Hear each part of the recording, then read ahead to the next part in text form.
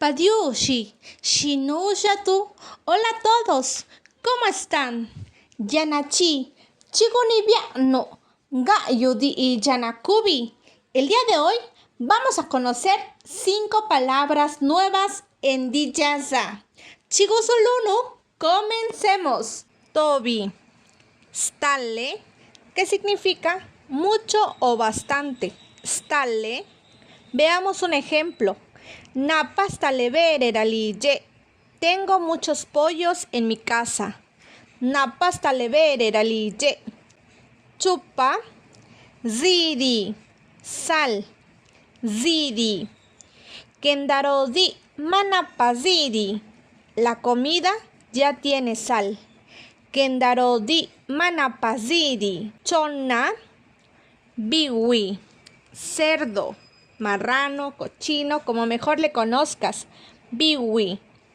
Napacabestale biwi. Ellos tienen muchos cerdos. Napacabestale biwi. Tapa. Para, que significa dónde y se utiliza para hacer preguntas. Parali y yo. ¿Dónde está tu casa? Parali y yo. Te invito a hacer una pregunta utilizando para. Gayo. Jinya. Azúcar. Gusi tikilo jinya. Compra 1 kilo de azúcar. Gusi tikilo jinya. Como dato, la palabra jinya también se utiliza para referirse a la enfermedad de la diabetes. Skishe pelatu, sakabikadi agatu, nevi y atukadi yadi. Gracias por ver y escuchar este video.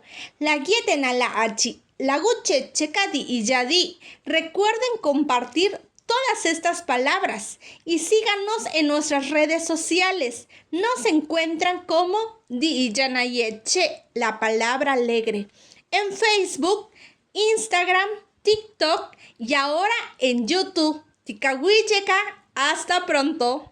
Guni Nelatu, Frida Romero. Kado Yakano.